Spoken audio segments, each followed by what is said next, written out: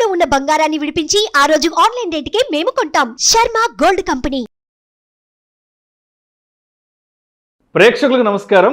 October 28, 29 తేదీల్లో అంటే శనివారం, ఆదివారం ప్రముఖ స్టాక్ మార్కెట్ అనలిస్ట్ సుందర రామరెడ్డి గారు ETF index funds, mutual funds మీద ఎడ్యుకేషన్ వెబినార్ కండక్ట్ చేయబోతున్నారు. దీనికి 3000 రూపాయలు ఫీజు పే చేయవలసి ఉంటుంది.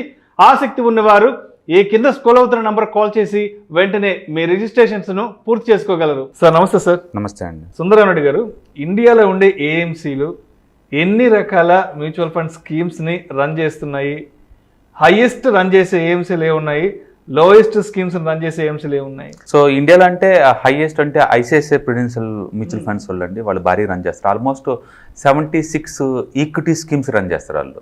76 అంటే డిఫరెంట్ టైప్ ఆఫ్ కేటగిరీస్ అనమాట. Like large cap, mid cap, small cap, pledge cap and sector specific, hybrid funds, debt funds, international funds and commodity like silver funds, gold funds, ఇలా రకరకాల names తోటి ICICI mutual funds వాళ్ళు 76 అండి. ఇండియాలో హై and mutual funds run చేసేదంటే వాళ్ళే.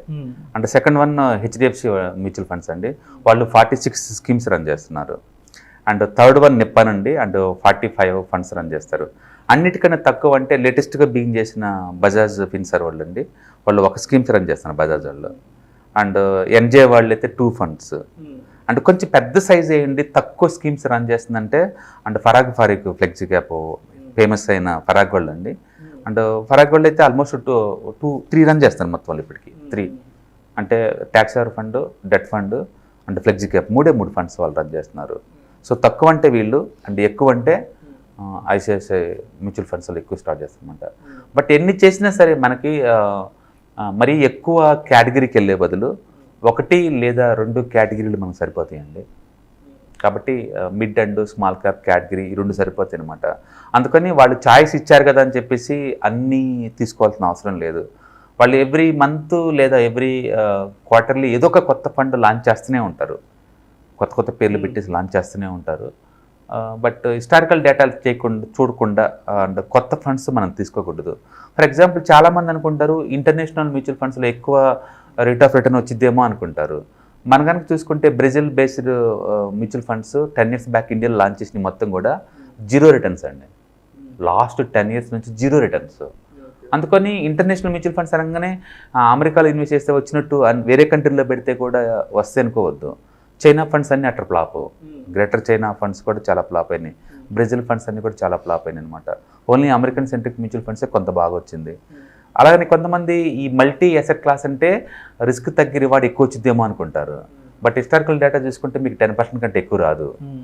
So అందుకని ఈ ఫ్రాన్సీ నేమ్స్తో పోల్చుకుంటే మనం మంచి రిటర్న్స్ కంపేర్ చేసుకొని 10 years, 5 years, 3 years, 1 yearకి కన్సిస్టెన్సీగా వచ్చే మ్యూచువల్ ఫండ్స్ పెట్టుకోవడం బెటర్ అనమాట.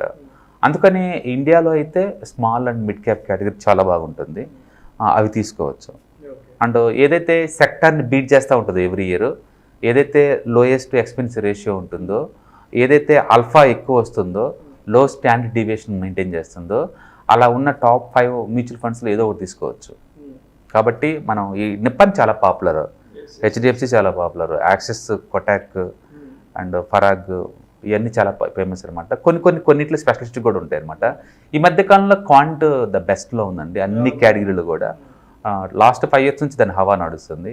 సో క్వాంట్ కూడా కన్సిడర్ చేయొచ్చు. కాబట్టి సుందరరామరెడ్డి గారు ఇప్పుడు అంటే ఒక ఏఎంసీ అనే దానికంటే అంటే ఒక లేమ్యాన్కి కూడా అర్థమయ్యే విధంగా ఒక ఏఎంసీ గురించి చెప్పాలి అంటే అసలు ఏఎంసీ యొక్క రోల్స్ అండ్ రెస్పాన్సిబిలిటీస్ అనేవి అంటే ఈ ఫండ్స్ని మెయింటైన్ చేసే క్రమంలో సో ఏఎంసీ అనేది ఎటువంటి రోల్స్ అండ్ రెస్పాన్సిబిలిటీస్ని నిర్వహిస్తుంటుంది అంటారు? డెఫినెట్గా అండి, ఇది అసెట్ మేనేజ్మెంట్ కంపెనీస్ అంటే పబ్లిక్ యొక్క అసెట్స్ని ఇవి మేనేజ్ చేస్తూ ఉంటారనమాట. వాళ్ళకి వచ్చేది కేవలం ఎక్స్పెన్స్ రేషియో మనీ ఒకటే వస్తుంది. కాబట్టి పబ్లిక్ దగ్గర నుంచి మనీ పూల్ చేస్తారు వాళ్ళు. కొంచెం ఏదైతే యూనిట్ 10 రూపాయలకు ఉంటుందో అది మొత్తం పూల్ చేసి ఒక కామన్ థీమ్, ఆ థీమ్ ఏదైతే ఉందో లార్జ్ క్యాప్ థీమా, మిడ్ క్యాప్ థీమా అని ఆ థీమ్లోనే ఇన్వెస్ట్ చేస్తారు. దీనికి ఈ మ్యూచువల్ ఫండ్ బాడీ ఉంటుంది, సెబీ ఉంటుంది, గవర్నమెంట్ ఆఫ్ ఇండియా ఉంటుంది, ఇవన్నీ కంట్రోల్ చేస్తూ ఉంటాయి. ఎవ్రీ మంత్ వీళ్ళు ఎక్కడెక్కడ ఇన్వెస్ట్ చేస్తారు, ఎక్కడెక్కడ క్లోజ్ చేస్తున్నారు, ఇవన్నీ రిపోర్ట్ చేయాల్సి ఉంటుంది వాళ్ళకి. కాబట్టి చాలా ట్రాన్స్పరెంట్ మేనర్లో పబ్లిక్ అసెట్స్ని మేనేజ్ చేసే వాటిని అసెట్ మేనేజ్మెంట్ కంపెనీస్ అనొచ్చు. వీళ్ళు నాట్ ఓన్లీ మ్యూచువల్ ఫండ్స్, ఇంకా పెన్షన్ ఫండ్స్ రన్ చేస్తారు, అలాగే డెట్ ఫండ్స్ రన్ చేస్తుంటారు, అలాగే ఇన్సూరెన్స్ స్కీమ్స్ రన్ చేస్తుంటారు, అలాగే పోర్ట్ఫోలియో మేనేజ్మెంట్ సర్వీస్ రన్ చేస్తుంటారు, వెల్త్ మేనేజ్మెంట్ రన్ చేస్తూ ఉంటారు, ఈటీఎఫ్స్ ఇండెక్స్ ఫండ్స్ చాలా రన్ చేస్తూ ఉంటారు. వాటన్నిటితో పోల్చుకుంటే ఈ మ్యూచువల్ ఫండ్స్ వాళ్ళ ఓన్ ఫండ్స్ కాబట్టి కొంచెం ఎక్కువ రిటర్న్స్ జనరేట్ చేయడానికి ట్రై చేస్తుంటారు అనమాట. కాబట్టి మనం సొంతంగా స్టాక్స్ని హోల్డ్ చేసే బదులు మ్యూచువల్ ఫండ్స్లో ఇన్వెస్ట్ చేయడం ద్వారా వాళ్ళకున్న ఎక్స్పర్టైజ్ని మనం వాడుకోవచ్చు అనమాట.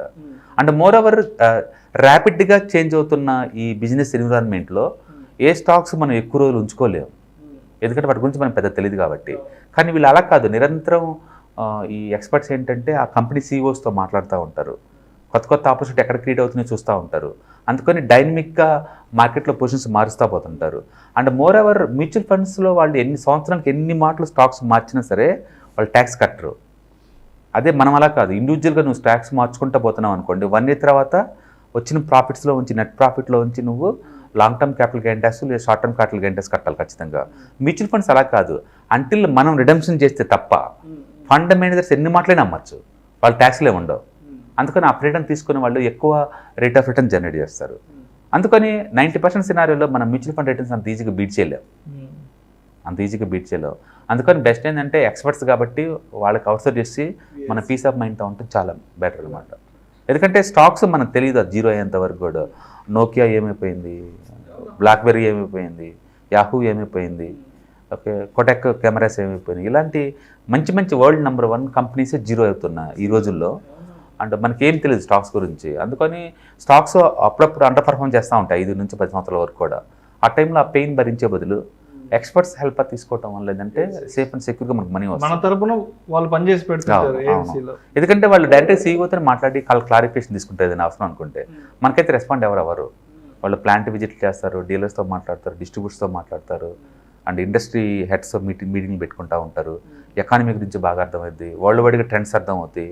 సో వాళ్ళకున్నంత ఎక్స్పోజర్ మనకు ఉండదు, వాళ్ళకున్నంత టెక్నాలజీ, వాళ్ళకున్నంత ఇన్సైడ్ ఇన్ఫర్మేషన్ ఉండదు. వాళ్ళు హార్డ్ కోర్ ఎక్స్పర్ట్స్. అందుకని కొంత డబ్బుని వాళ్ళకి అవుట్సోర్స్ చేయడం ద్వారా మనం ఎక్కువ రేట్ ఆఫ్ రిటర్న్ పీస్ఫుల్గా తీసుకోవచ్చు అనమాట. మ్యూచువల్ ఫండ్ ఇది బెస్ట్ ఇన్వెస్ట్మెంట్స్ స్టాక్ మార్కెట్లో డైరెక్ట్గా వచ్చే బదులు. అంటే ప్రతి ఒక్కళ్ళు మీరు హార్డ్ కోర్ ట్రేడింగ్ చేసే వాళ్ళైనా సరే డెఫినెట్గా మ్యూచువల్ ఫండ్స్లో మంత్లీ ఒక 5,000 to 10,000 ఇన్వెస్ట్ చేయమని చెప్తాను.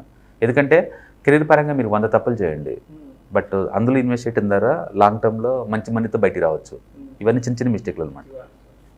అందుకని మ్యూచువల్ ఫండ్ ఇది best investment. Thank you sir.